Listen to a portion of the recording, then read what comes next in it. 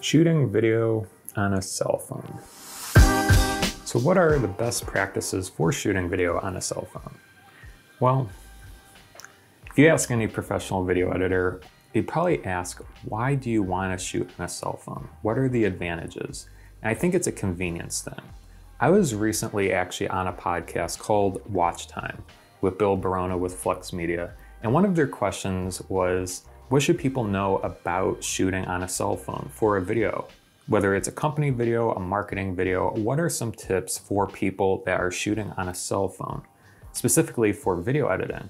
And I was kind of thrown off by this question because it's something I never really think about.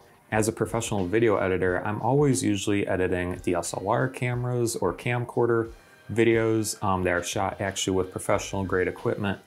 And the question kind of threw me off, and I was thinking about this. So I wanted to make this video to kind of show best practices for shooting on cell phones. So let's get started. Probably the first thing you'll want to know about video on a cell phone is the codec or the video format that you're recording to compatible with your editing software. So the first thing you have to focus on whenever you're recording something, you want to make sure it's compatible with whatever you're going to edit. Whether it's Premiere Pro, another nonlinear editing software such as DaVinci Resolve, or maybe you're even editing on your cell phone as well. And as a video editor, I can't help but cringe, but you know, the future is mobile, so I am open-minded. But you want to make sure that when you're shooting on a cell phone, that the video is compatible with the software. So a simple way to do this is just test record on your cell phone, just a simple test clip.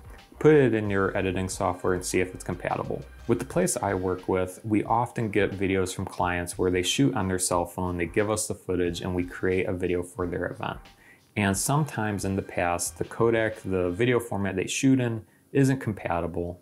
And I have to convert it in a different way to make it compatible with our software. So just making sure that it's compatible is a good first step if you're looking to shoot video on a cell phone. The next thing that I often think about all the time that keeps me up at night is storage space.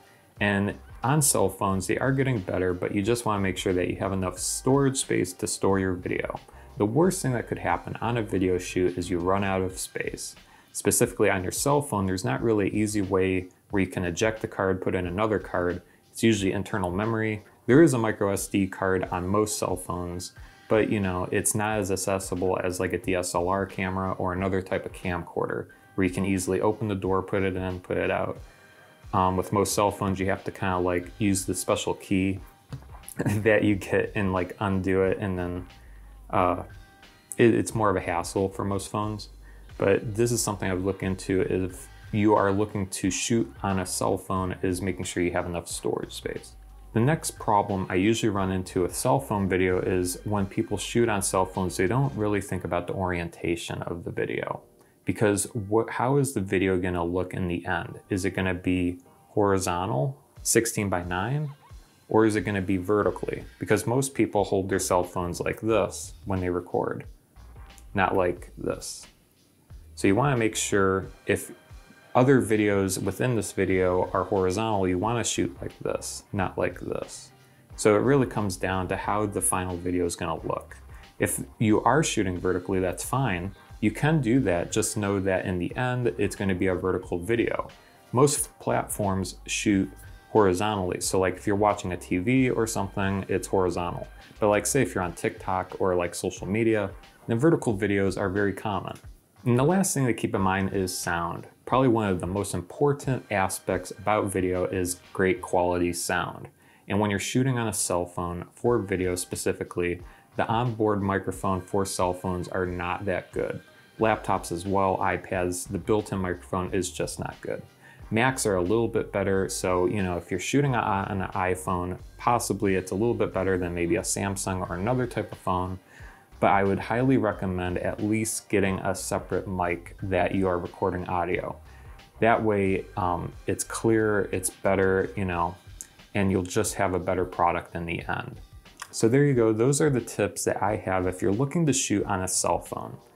Feel free to check out the podcast that I was on. I'll have a link to that in the description below. where I talk a lot about tips on video editing and stuff. So if you want to learn more about video editing, feel free to watch it. I highly recommend the Watch Time podcast. They have great marketing podcast episodes on there on how to use video for marketing, social media, and a lot of different campaigns for small business owners that are looking to take their marketing video to the next level. So I recommend checking them out, and thanks for watching. Feel free to like, subscribe to the channel if you like these types of videos, and we'll see you next time. Thanks for watching.